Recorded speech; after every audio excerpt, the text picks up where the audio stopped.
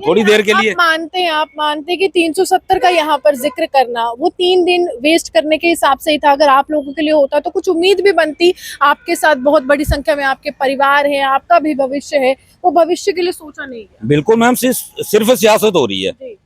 Bharatiya Janata party के जो LOP बने हैं सुनील शर्मा जी, मैं उनको ये रिक्वेस्ट करूंगा पर्सनली कि आप डेली वेजर के हक में प्रस्ताव लाएं। अगर 370 का प्रस्ताव पास हो सकता है, स्टेटहुड का हो सकता है, तो आप भी लेके आइए ना। आपने तो कहा था, शरेआम कहा था कि हम डेली वेजर के साथ है, और डेली वेजर ने आप पे भरोसा करके बहुत बड़ा मैंडेट भी आपको दिया है। आपकी जिम्मेदारी बनती है, आप विपक्ष की भूमिका निभाए ना। अगर सत्ता पक्ष शायद अपने वादों को भूल गया है तो आपको याद करवाना आपका फर्ज बनता है। आप लाइए। आप तो मैं चाहता हूं कि कल का दिन जो बचा है उसमें ये लोग प्रस्ताव लेके आए डेली वेजर के लिए, और उसके साथ उनको पहले किसी कैटेगरी में लाइए। अब डेली वेजर का इतना बड़ा इशू है, दिन ब दिन हमारे डेली वेजर साथी रिटायर होते जा रहे हैं, डेथ होती जा रही है। जो उमर अब्दुल्ला सरकार के टाइम पे 2014 में 61,011 की फिगर जो ऑथेंटिक हुई थी, आज वो 45,000 के आसपास रह गई है। लगभग 15,000 डेली वेजर जो या तो मर गए हैं या रिटायर होकर घर चले गए हैं। आज उन परिवारों को 2 वक्त की रोजी रोटी के लिए वो लोग मोहताज हैं, और दिन ब दिन ये संख्या बढ़ती जा रही है। जो मुद्दे हैं पहले इनकी तरफ ध्यान। कुछ ऐसे लोग हैं जो ऑनलाइन नहीं हुए हैं, बहुत सी बड़ी संख्या है कहा जा रहा है, तो वो कैसे होंगे? मैम, उसके लिए सबसे पहले तो मैं तो कहूँगा हमारे डिपार्टमेंट की बहुत बड़ी नेग्लिजेंसी है। जो वर्कर फील्ड में काम करता है उसके पास इतना समय नहीं होता कि वो ऑफिस में आके चक्कर काटे, और कई बार क्या होता है कि हमारे लोगों को मैसेज भी नहीं मिल पाता कि ऑफिस में क्या चीज मंगवाई गई है। ये जो कंसर्न जेई होता है, जे AW होता है, एक्शन होता है, ये इनकी रिस्पांसिबिलिटी बनती थी। उन लोगों को जो ग्राउंड पे काम कर रहे थे उनके डॉक्यूमेंटेशन करवाना और NIC पोर्टल पे उनको ऑनलाइन करवाना। उस वक्त इन्होंने उस चीज को नहीं प्रॉपर अपना जिम्मेदारी निभाई, जिस वजह से जो लोग ग्राउंड पे काम कर रहे थे रह जाएगी, वो नहीं आएंगे। नहीं, ऐसा नहीं है। ये हमारे डिपार्टमेंट को चाहिए, जो लोग ग्राउंड पे काम कर रहे हैं उनके साथ इंसाफ होना चाहिए, उनकी रजिस्ट्रेशन होनी चाहिए, चाहे जैसे भी करके। ये इनकी नालायकी है, उन लोगों का कोई कसूर नहीं है। जो फील्ड में काम कर रहा था, जो 15 साल से अगर काम कर रहा है, आज उसको ऑनलाइन नहीं किया गया। लेकिन एक चीज उनके लिए पॉजिटिव ये है कि जो हमारी फाइनल लिस्ट बनी थी 22,053 लोगों की, उनमें उनके नाम है। डिपार्टमेंट को चाहिए उनकी पूरी डिटेल लेके रीवेरिफिकेशन कर लें। अगर किसी को कोई डाउट है, रीवेरिफिकेशन कर लें। जो ग्राउंड के ऊपर काम कर रहा है, और सरकार को उनके ऊपर भी ध्यान देना चाहिए। जो अगर ग्राउंड में काम कर रहा है तो उसका जायज हक जो है वो उसको मिलना चाहिए। कितनी बड़ी संख्या है जो लैंड डोनर्स है, क्योंकि यहाँ पर लगातार कहा जा रहा है कि जमीनें भी दी गई हैं और कुछ कंपनसेशन मिला था? नहीं मैम, किसी को कोई कंपनसेशन नहीं मिला है। क्या वादा देकर जो है वो जमीनें ली गई? वादे यही हुए हैं कि आपको सरकारी नौकरी दी जाएगी फैमिली के एक पर्सन को, लेकिन किसी को कुछ नहीं दिया। ये तो इतना बड़ा ब्लंडर हुआ है लैंड ओनर्स के साथ। एक तो लैंड ले ली करोड़ों रुपए की, फिर उसको बोला आप ऐसा करो, डिपार्टमेंट को रजिस्ट्रेशन करवा के दे दो, पैसे अपनी जेब से लगाओ। वो रजिस्ट्री के पैसे भी उनसे लिए, और उसके बाद उनका एक बंदा एंगेज कर दिया, फैमिली का एक मेंबर एंगेज कर दिया एज ए कैजुअल लेबर, जिसको सैलरी देना भी बंद। जम्मू कश्मीर विधानसभा सत्र की शुरुआत हो गई है, लेकिन ये सत्र हंगामे की भेंट चढ़ रहा है। कारण है 370 की पुनर्बहाली के लिए प्रस्ताव जो है वो पारित कर दिया गया है। लेकिन एक ऐसा मसला जो हर एक व्यक्ति की जिंदगी से जुड़ा हुआ है, वो मसला है डेली वेजेस की रेगुलाइजेशन का। रविहांश जी मेरे साथ है। क्या उम्मीद जता रहे हैं कि वो जो प्रस्ताव या फिर वो लगातार जो बातचीत होगी आपके लिए, वो कब तक होगी, क्योंकि कल जो है आखिरी दिन? मैम, सबसे पहले तो आपके चैनल का बहुत बहुत धन्यवाद कि आप गरीबों की आवाज़ सरकार तक पहुंचाने का भरपूर प्रयास करते हैं। हम भी देख रहे हैं तमाशा जो असेंबली के अंदर हो रहा है। 370 के लिए प्रस्ताव पास हो रहा है, स्टेटहुड के लिए प्रस्ताव पास हो रहा है, लेकिन जो वादे जम्मू की जनता के साथ किए गए थे, कश्मीर की जनता के साथ किए गए थे, उन वादों पे आज तक कोई नहीं बोला। 90 MLA हर किसी ने डेली वेजर की बात की थी इलेक्शन में। जैसे मैंने पहले भी कहा था कि डेली वेजर की बात होगी 1 अक्टूबर तक, उसके बाद कोई नहीं करेगा।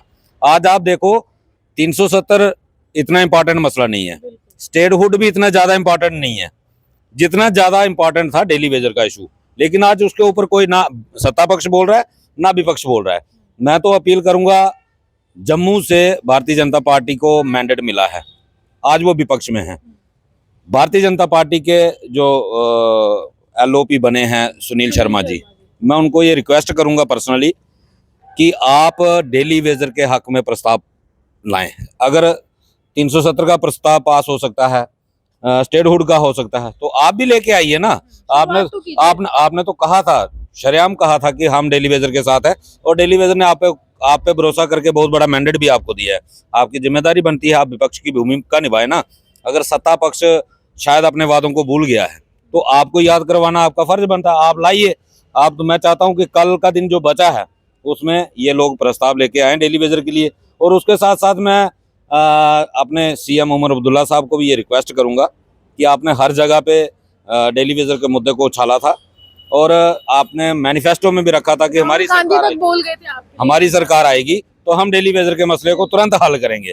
तो आज आपके पास मौका है, असेंबली का सेशन चल रहा है, तो आप डेली वेजर के ऊपर भी एक रेजुलेशन लाइए, जिससे कि 60,000 परिवारों का चूल्हा चौका चलेगा, उनके बच्चों को अच्छी एजुकेशन मिलेगी, उनको टाइमली फीस मिलेगी। तो जो जरूरी मसले हैं उनके ऊपर ज्यादा ध्यान दें। ये जो राजनीतिक स्टंटबाजी चल रही है इसको थोड़ी देर के लिए आप मानते हैं कि 370 का यहाँ पर जिक्र करना वो 3 दिन वेस्ट करने के हिसाब से ही था। अगर आप लोगों के लिए होता तो कुछ उम्मीद भी बनती।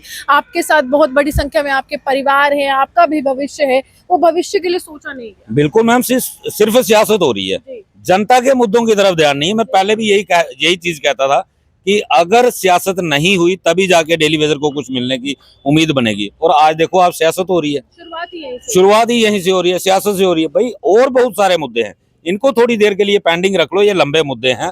सेंटर ने ऑलरेडी कहा हुआ है कि हम स्टेटहुड देंगे, तो इतनी क्या जल्दबाजी है?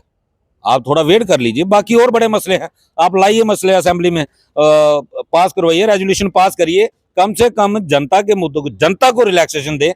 जो पिछले 10 सालों से जनता ने ब्यूरोक्रेसी का जुल्म सहन किया है, उससे थोड़ी सी तो जनता को रिलीफ मिले। उनको पहले किसी कैटेगरी में लाइए। अब डेली वेजर का इतना बड़ा इशू है, दिन ब दिन हमारे डेली वेजर साथी रिटायर होते जा रहे हैं, डेथ होती जा रही है। जो उमर अब्दुल्ला सरकार के टाइम पे 2014 में 61,011 की फिगर जो ऑथेंटिक हुई थी, आज वो 45,000 के आसपास रह गई है।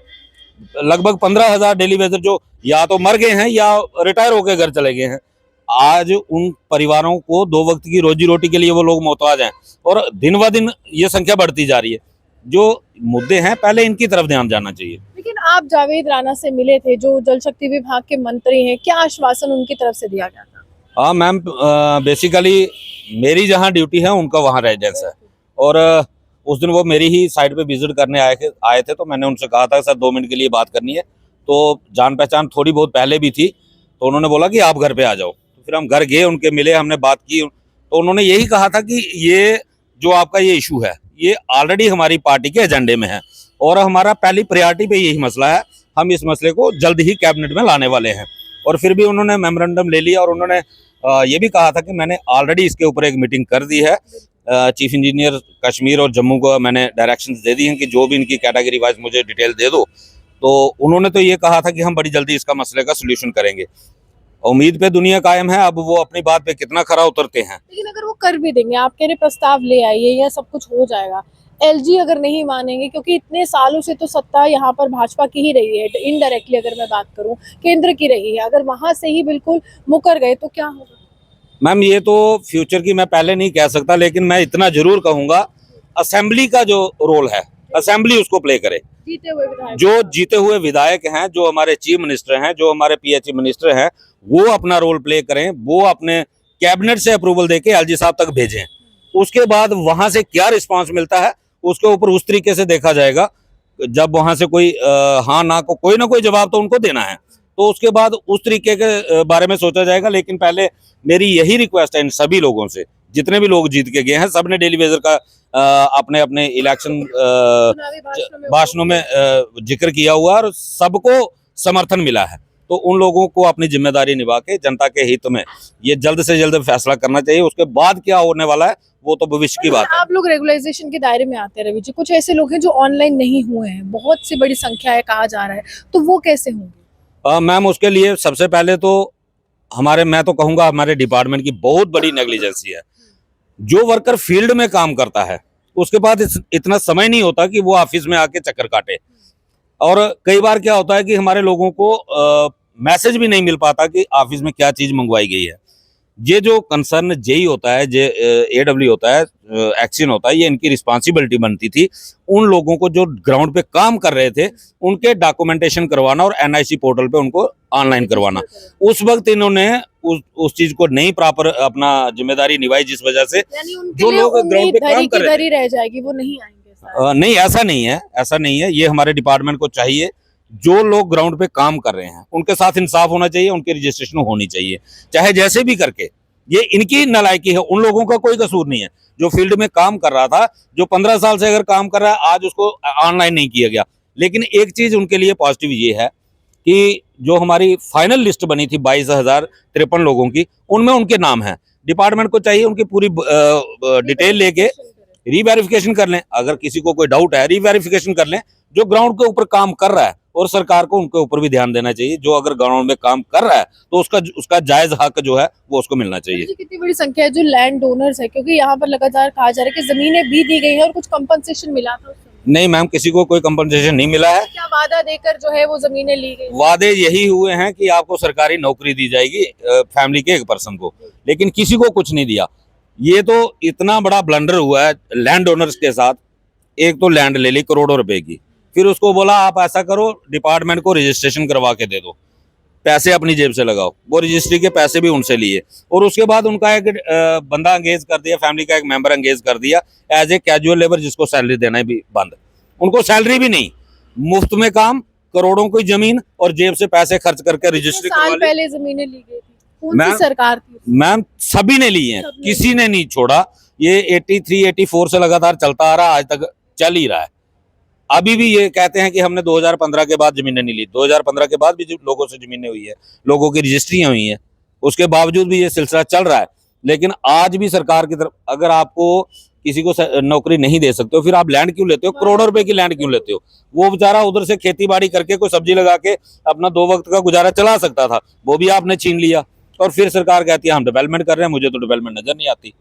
विकास कागजों में आपको लग रहा है? अब वो कागजों में ही है, वो ग्राउंड लेवल पे जिस दिन आएगा तो उस दिन आपको भी पता चलेगा और पूरे जम्मू वासियों को पता चलेगा कि हाँ, आज ग्राउंड पे विकास हुआ है, जिस दिन लोगों को उनका जायज हक मिलना शुरू हो जाएगा। देखिए, साफ तौर पर ढोल नगाड़े बजाना काफी ज्यादा अच्छा है, सबको दिखाना काफी ज्यादा अच्छा है, लेकिन आप असल में अगर किसी की जिंदगी में बदलाव करते हैं, वो आपके लिए एक सफल राजनीतिक के तौर पर होती है। कि देखिए, आपने राजनीति में एक नया आयाम हासिल किया, और सफलता हासिल तब की जब जनता ने आप पर विश्वास जताया और आपने वो वादा निभाया जिसके लिए आप सत्ता की कुर्सी तक पहुंचे थे। लेकिन फिलहाल जम्मू कश्मीर की सियासत की बात करूं या देश की सियासत की बात करूं, चुनावी वादे महज चुनावी वादे रह जाते हैं, और लगातार अगर झेलना पड़ता है तो वोटर को ही झेलना पड़ता है, हम लोगों को झेलना पड़ता है। जो लीडर होते हैं वो गाड़ियों में घूमते हैं, उनको पूरी तरह से व्यवस्था में हर चीज़ मुहैया करवाई जाती है, लेकिन जो उनको उस कुर्सी तक पहुंचाते हैं उनके लिए हर चीज़ जो है महज चुनावी वादा बनकर रह जाती है। लेकिन इस बार उमर अब्दुल्ला से उम्मीद है, इस बार जावेद राणा से उम्मीद है, इस बार तमाम उन लोगों से उम्मीद है जिन्होंने वोटिंग सिस्टम में